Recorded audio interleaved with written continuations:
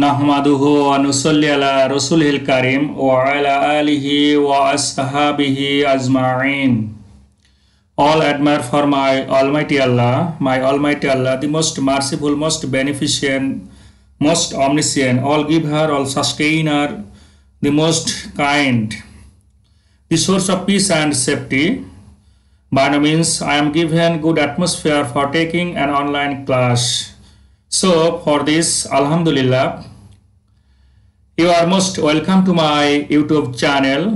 With your well health, I am going to start my online class on tag question. Keeping balance with previous online class on tag question, today I will discuss on tag question part 9. So dear viewers, I hope and expect that you will stay with me till the end of my class. So let's go and see our main points. Dear viewers, today I will discuss on tag question part 9. You know, I have uploaded tag question first to part 10. So they who missed my online class from first to part 8, so I request them to watch my previous online class. If you watch my online class previous, I can assure you that you may get benefited watching my online class on tag question. By no means my all parts is most linking with one another. So if you want to be cleared about my tag question, then definitely you will not miss my previous online class. So dear guys, today I'm going to discuss on tag question part 9 and rule 36 and see. প্রিয় শিক্ষার্থী বন্ধুরা, তোমরা দেখতে পাচ্ছ আমি rule 36 আলোচনা করতে যাচ্ছি। দেখো এখানে দেওয়া আছে সাবজেক্টের পরে যদি অ্যাপোস্ট্রফি ডি থাকে এবং এর পরে যদি ভার্বের প্রেজেন্ট ফর্ম থাকে, তাহলে অ্যাপোস্ট্রফি ডি সমান আমাদেরকে উড ধরে ট্যাগ কোশ্চেন করতে হবে। অ্যাপোস্ট্রফি ডি যদি দেওয়া থাকে সেন্টেন্সের মধ্যে এবং সেটি হবে উড যদি আমরা দেখি ভার্বের প্রেজেন্ট ফর্ম বা base form. Dear learner friends, let consider an example. দেখো he apostrophe D do the work. এই সেন্টেন্সের মধ্যে তোমরা দেখতে পাচ্ছ অ্যাপোস্ট্রফি ডি দেওয়া আছে। যেহেতু রুলে বলা হয়েছে অ্যাপোস্ট্রফি ডি এর পর যদি দেখি যে কোনো একটা ভার্ব দেওয়া আছে এবং সেই ভার্বে যদি বেস ফর্ম থাকে অর্থাৎ প্রেজেন্ট ফর্ম, তখন আমাদেরকে অবশ্যই উড ব্যবহার করতে হবে। দেখো এখানে অ্যাপোস্ট্রফি ডি দেওয়া আছে, তোমরা দেখতে পাচ্ছ এই ডি এর পরে একটা ভার্ব দেওয়া আছে ডু। আমরা জানি এই ডু ভার্বটি বেস ফর্ম অথবা প্রেজেন্ট ফর্মে দেওয়া আছে। সুতরাং আমাদের এই অ্যাপোস্ট্রফি ডি কে উড ধরে ট্যাগ কোশ্চেন করতে হবে। তার মানে he would do the work. তাহলে আমাদের ট্যাগ কোশ্চেন কি হবে? What will be the tag question? You see here the subject he of the sentence, do the main verb of the sentence, would the auxiliary verb or modal verb of the sentence. The sentence is affirmative, tag must be negative. So wouldn't he, তোমরা দেখতে পাচ্ছ কারণ সেন্টেন্সটি affirmative, tag negative হয়েছে wouldn't he. Deer learner friends, second example যদি দেখো C apostrophe D দেওয়া আছে, এরপরে দেখো একটা ভার্ব দেওয়া আছে রিড, বেস ফর্ম বা প্রেজেন্ট ফর্মে দেওয়া আছে। সুতরাং আমাদের এখানে অ্যাপোস্ট্রফি ডি কে কি হবে? আমাদের উড হবে, কারণ এই লেটার শুধু লেটার না, এটা একটা পুরো ওয়ার্ড হিসেবে আছে, কিন্তু এখানে কন্ট্রাকশন হিসেবে ব্যবহার করা হয়েছে, সংক্ষিপ্ত রূপ হিসেবে কিন্তু ব্যবহার করা হয়েছে সেন্টেন্সের মধ্যে। সুতরাং she would not read the book. যেহেতু এটি একটি নেগেটিভ সেন্টেন্স, ট্যাগ কোশ্চেনে অবশ্যই অ্যাফার্মেটিভ হবে। উড যেহেতু আমাদের মোডাল অক্সিল ভার্ব হিসেবে আসে, সুতরাং উড সি ব্যবহার করে আমাদের ট্যাগ কোশ্চেন হয়ে যাবে। প্রিয় শিক্ষার্থী বন্ধুরা, তাহলে এই স্লাইডের বা এই রুলে তোমরা গুরুত্বপূর্ণ জিনিস জানতে পারলে যে অ্যাপোস্ট্রফি ডি যদি থাকে আর এই অ্যাপোস্ট্রফি ডি এর পরে যদি যে ভার্বটা দেওয়া থাকবে সেই ভার্ব যদি প্রেজেন্ট ফর্ম বা বেজ ফর্মে থাকে তাহলে অবশ্যই অ্যাপোস্ট্রফি ডি তখন উড হয়ে যাবে, তখন আমাদেরকে উড হিসেবেই ট্যাগ কোচিং করতে হবে। প্রিয় শিক্ষার্থী বন্ধুরা, let's go our next slide and see what is waiting for us this slide. Rule 37 আমরা দেখতে পাচ্ছি। প্রিয় শিক্ষার্থী বন্ধুরা, সাবজেক্টের পরে অ্যাপোস্ট্রফি ডি থাকলে এবং এরপরে যদি ভার্বের প্রেজেন্ট পাস্ট পার্টিসিপল ফর্ম দেওয়া থাকে তাহলে অ্যাপোস্ট্রফি ডি এরপরে যদি আবার একটা নাউন দেওয়া থাকে কিন্তু যদি অধিকারভুক্ত না হয় বাক্যটি তাহলে অ্যাপোস্ট্রফি ডি তখন কি হয়ে যাবে, হ্যাড ধরে ট্যাগ কোচিং করতে হবে। দেখো এখানে আমি তোমাদের জন্য একটু শর্ট টেকনিকে দিয়েছি। অ্যাপোস্ট্রফি ডি এর পরে তখন হ্যাড হবে যদি আমরা দেখি ভার্বের পাস্ট পার্টিসিপল ফর্ম, অথবা যদি দেখি যে অ্যাপোস্ট্রফি ডি এর পরে একটা নাউন আছে এবং সেই বাক্যটি যদি অধিকারভুক্ত হয়। প্রিয় শিক্ষার্থী বন্ধুরা, বাক্যটি যদি অধিকারভুক্ত হয় সেক্ষেত্রেও আমাদেরকে অ্যাপোস্ট্রফি ডি এর পরে হ্যাড ধরতে হবে। দেখো এখানে আমি I have given lot of example. এখানে দেখো ফার্স্ট এক্সাম্পল যদি দেখো, আই অ্যাপোস্ট্রফি ডি গান দেয়ার, তোমরা দেখতেই পাচ্ছ অ্যাপোস্ট্রফি ডি এর পরে এখানে গন ব্যবহার করেছে, অর্থাৎ আমরা জানি গো হচ্ছে প্রেজেন্ট ফর্ম বা বেজ ফর্ম, গোর পাস্ট পার্টিসিপল ফর্ম হচ্ছে গন। যেহেতু এটা এখানে গন দেওয়া আছে, পাস্ট পার্টিসিপল ফর্ম দেওয়া আছে, সুতরাং এখানে অ্যাপোস্ট্রফি ডি তখন আর উড হবে না, তখন হয়ে যাবে হ্যাড।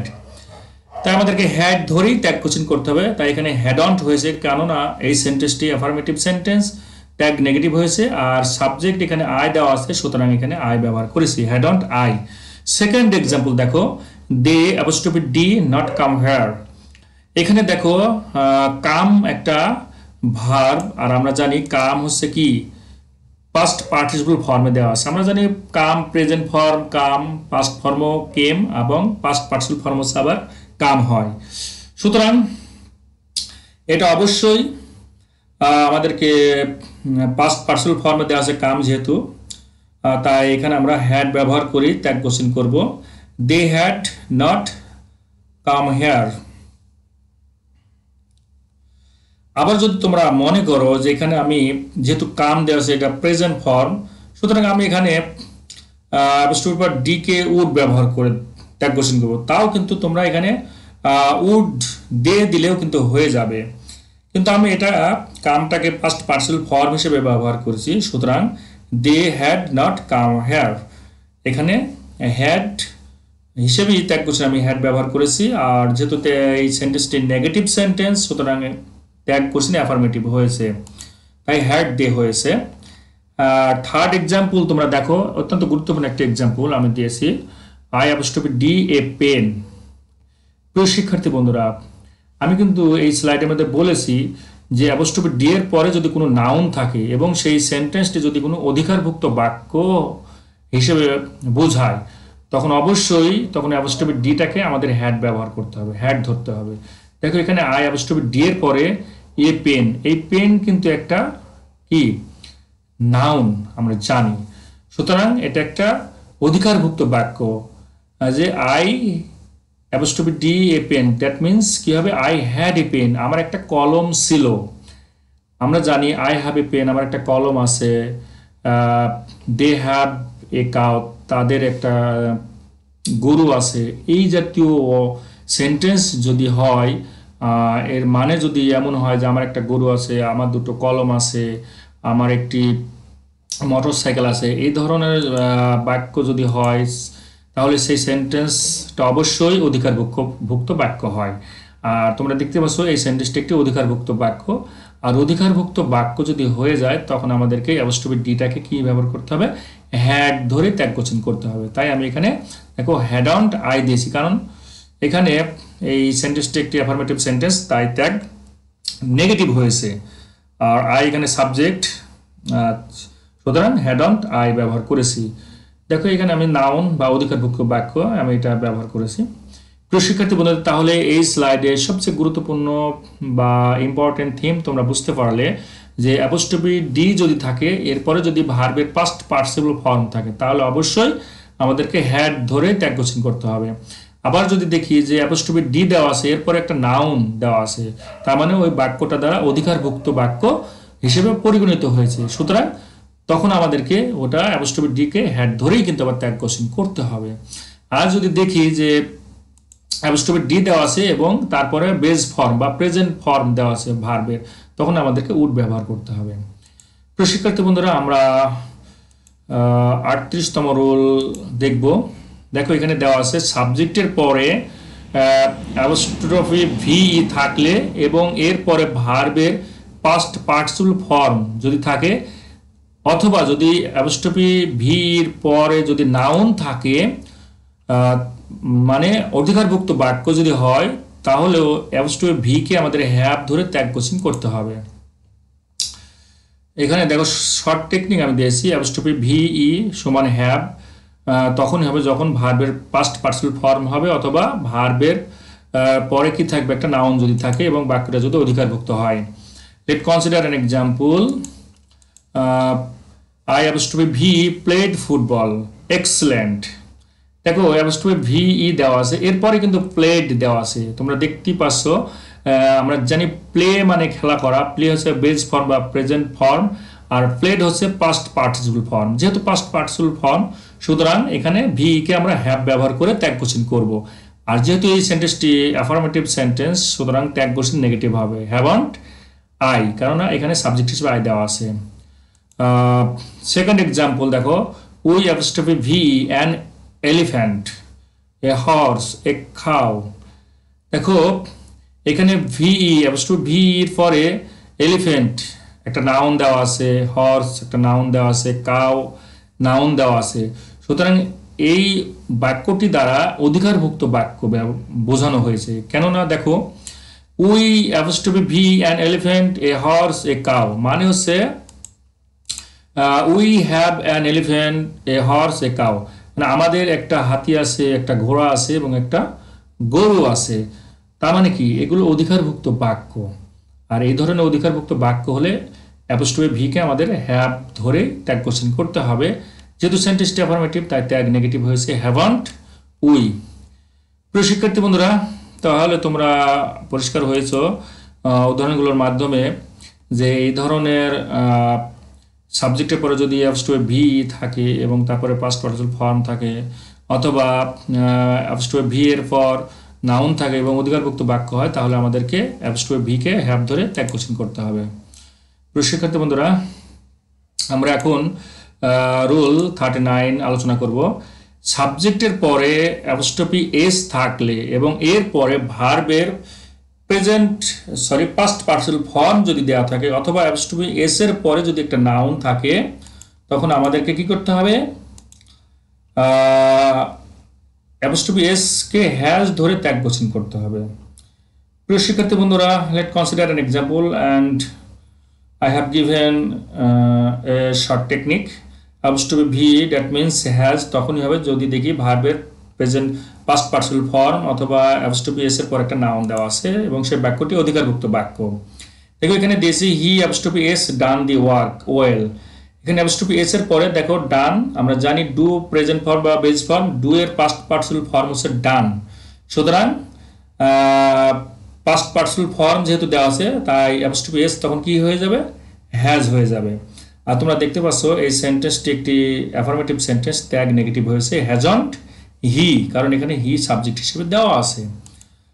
নেক্সট এক্সাম্পল যদি দেখো she apostrophe S a golden chain. আমরা জানি যে অ্যাপোস্ট্রফি এস এর পরে যদি কোনো নাউন দেওয়া থাকে এবং বাক্যটি যদি অধিকারভুক্ত বাক্য হয়, তাহলে অবশ্যই আমাদেরকে ট্যাগ কোশ্চেনে অ্যাপোস্ট্রফি এস কে হ্যাজ ধরে ট্যাগ কোশ্চেন করতে হবে। তার মানে এটা she has a golden chain, তার একটা স্বর্ণের মালা আছে, এটা একটা অধিকারভুক্ত বাক্য, সুতরাং এখানকার এই অ্যাপোস্ট্রফি এস কে হ্যাজ ধরে, আর যেহেতু বাক্যটি একটি অ্যাফার্মেটিভ বাক্য, তাই ট্যাগ কোশ্চেন নেগেটিভ হয়েছে, hasn't she.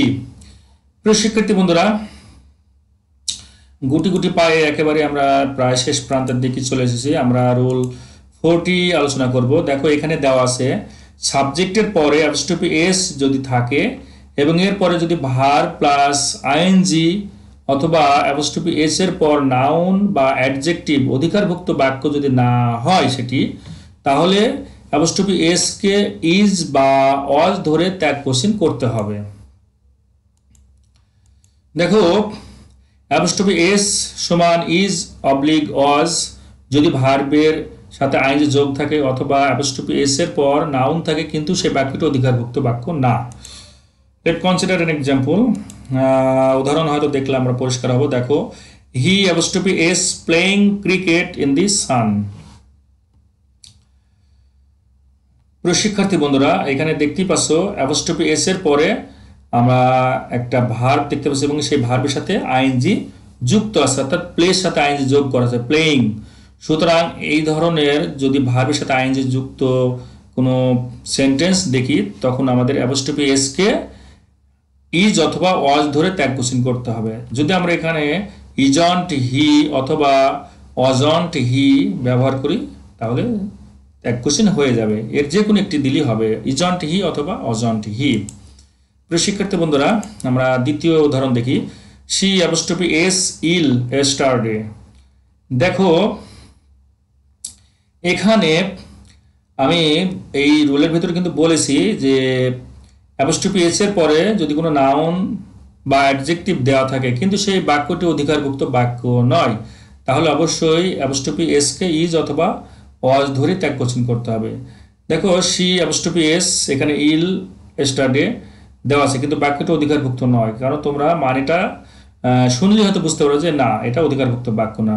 She is ill yesterday অথবা শি ওয়াজ ইল এস্টারডে, সে গতকাল অসুস্থ ছিলেন, সে গতকাল অসুস্থ ছিলেন, তার মানে এটি কোনো অধিকারভুক্ত বাক্য নয়।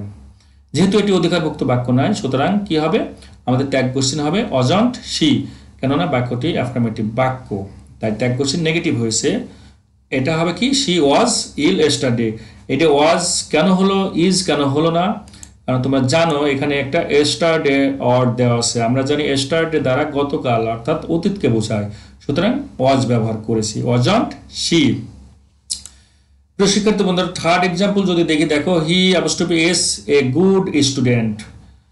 এটা একটা অধিকারভুক্ত বাক্য নয়, কেননা হি এর পরে অ্যাপোস্ট্রফি এস এরপরেই কিন্তু দেখো নাউন বা অ্যাডজেক্টিভ দেওয়া আছে কিন্তু অধিকারভুক্ত বাক্য বোঝাচ্ছে না। সে একজন ভালো ছাত্র বা ছাত্রী, তার মানে কি এটি কি অধিকারভুক্ত বাক্য? Definitely not, this is not, এটা একটা অধিকারভুক্ত বাক্য নয়। সুতরাং ট্যাগ কোশ্চেন কি হয়েছে, ইজন্ট হি অথবা অজন্ট হি, এর যে কোনো একটি ব্যবহার করলে হয়ে যাবে। কারণ আমরা যদি দেখি এখানে হি ওয়াজ এ গুড স্টুডেন্ট, সে একজন ভালো ছাত্র ছিলেন, তাও হবে। যদি বলি he is a good student, সে একজন ভালো ছাত্র, তাও হবে। সুতরাং ইজন্ট হি অথবা অজন্ট হি যেটা বা সেটাই হয়ে যাবে। প্রিয় শিক্ষার্থী বন্ধুরা গুটি গুটি পায়ে একেবারে শেষ প্রান্তে, তোমরা জানো আমি বরাবরের মতো তোমাদের জন্য ব্রেন টেস্টের ব্যবস্থা করে থাকি, তাই আজকেও তোমাদের জন্য ব্রেন টেস্টের ব্যবস্থা করেছি। চলো দেখি আজকের ব্রেন টেস্ট তোমাদের জন্য কি দেওয়া আছে। He apostrophe D do the work, there are two option, actually which is the correct answer. বিশেষ করে যারা ধৈর্য সহকারে আমার অনলাইন ক্লাসটি দেখেছো, আমার বিশ্বাস তাদের জন্য এই কনফিউশনই মনে হবে না, একেবারে ইজি মনে হবে। দেখো এখানে দুটো অপশন দেওয়া আছে এই সেন্টেন্সে, সঠিক উত্তর হচ্ছে উডন্ট হি। কেন উডন্ট হি হলো, উড কেন হলো হ্যাড না হয়ে, কারণ আমরা জানি অ্যাপোস্ট্রফি ডি এর পরে ডু একটা বেস ফর্ম বা প্রেজেন্ট ফর্ম দেওয়া আছে, সুতরাং এই জন্য উড হয়েছে। সেকেন্ড এক্সাম্পল কোশ্চেন দেখো, I apostrophe D a pen, there are two option following the sentence, wouldn't I অথবা hadn't I, which is the correct answer. আমরা জানি যে অ্যাপোস্ট্রফি ডি এর পরে যদি একটা নাউন থাকে এবং সেটি দ্বারা যদি অধিকারভুক্ত বাক্য হয় তখন আমাদেরকে এই অ্যাপোস্ট্রফি ডি কে উড না ধরে হ্যাড ধরে আমাদেরকে ট্যাগ কোশ্চেন করতে হবে। দেখো এখানে I apostrophe D a pen, মানে আই হ্যাড এ পেন, আমার একটা কলম ছিল, এটা একটা অধিকারভুক্ত বাক্য। সুতরাং এই বাক্যটি একটি অ্যাফার্মেটিভ বাক্য, তাই ট্যাগ অবশ্যই নেগেটিভ হবে। সুতরাং হ্যাডন্ট হয়েছে, আর যেহেতু আই এখানে সাবজেক্ট হিসেবে আছে তাই এখানে ট্যাগ কোশ্চেন আই সাবজেক্ট বসেছে। সুতরাং সঠিক উত্তর হচ্ছে হ্যাডন্ট আই। থার্ড এক্সাম্পল দেখো, হি apostrophe d is a good student. Who is the correct answer following this sentence? Isn't he অথবা wasn't he? Who is the correct answer? এখানে দুটোই correct answer, কারণ তোমরা যদি ইজন্ট হি দাও তাও হবে, যদি দাও অজন্ট হি তাও হবে। কেননা হি ওয়াজ এ গুড স্টুডেন্ট, সে একজন ভালো ছাত্র ছিলেন, তাও হবে। আবার যদি বলি he is a good student, সে একজন ভালো ছাত্র, তাও হবে। সুতরাং এখানে তোমরা যদি ইজন্ট হি অথবা অজন্ট হি যা দাও তাই হয়ে যাবে। Number 4, confusion for you, she apostrophe s a golden chain. এখানে দেখছো দুটো অপশন দেওয়া আছে, ইজন্ট, সরি এখানে সাবজেক্টটা দিতে ভুলে গেছি, ইজন্ট শি হবে অথবা হ্যাজন্ট শি, সঠিক উত্তর কোনটি হবে? প্রিয় শিক্ষার্থী বন্ধুরা, তোমরা দেখতে পাচ্ছ সঠিক উত্তর হবে হ্যাজন্ট শি। কেননা শি apostrophe এস এর পরে গোল্ডেন চেন একটা নাউন দেওয়া আছে এবং এই বাক্যটি দ্বারা একটা অধিকারভুক্ত বাক্য বোঝাচ্ছে। আমরা জানি অধিকারভুক্ত বাক্য যদি হয় তখন আমাদেরকে অবশ্যই এই apostrophe এস কে হ্যাজ ধরে ট্যাগ কোশ্চেন করতে হবে, তাই এটি হ্যাজন্ট শি হয়েছে। হ্যাজন্ট নেগেটিভ হয়েছে ট্যাগ কোশ্চেন, কারণ হয়েছে এই বাক্যটি অ্যাফার্মেটিভ।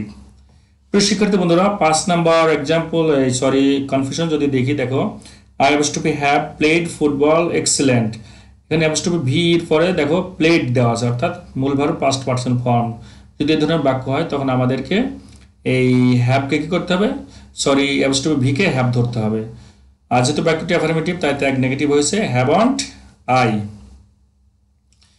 প্রিয় শিক্ষার্থী বন্ধুরা, এই ছিল তোমাদের জন্য কনফিউশন। তবে যারা অলরেডি করে ফেলেছে আমার কনফিউশনগুলো এবং উত্তর সঠিক হয়েছে তাদেরকে অসংখ্য ধন্যবাদ, এবং যারা বিশেষ করে ভুল করেছো তাদেরকে অসংখ্য ধন্যবাদ। তোমরা চেষ্টা করেছো, কারণ চেষ্টা তোমরা ত্রুটি করোনি। প্রিয় শিক্ষার্থী বন্ধুরা, বিশেষ করে আমার আজকের এই অনলাইন চ্যানেলে যারা নতুন, আমি তাদেরকে অবশ্যই রিকোয়েস্ট করব আমার চ্যানেলটি সাবস্ক্রাইব করে পাশাপাশি লাইক শেয়ার দিয়ে অন্যদের দেখার সুযোগ করে দিবে। আর নতুন নতুন ভিডিও পেতে অবশ্যই আমার এই চ্যানেলটি সাবস্ক্রাইব করবে। তাই তোমরা ভালো থাকো, সুস্থ থাকো। Today's lecture is here, so best of luck.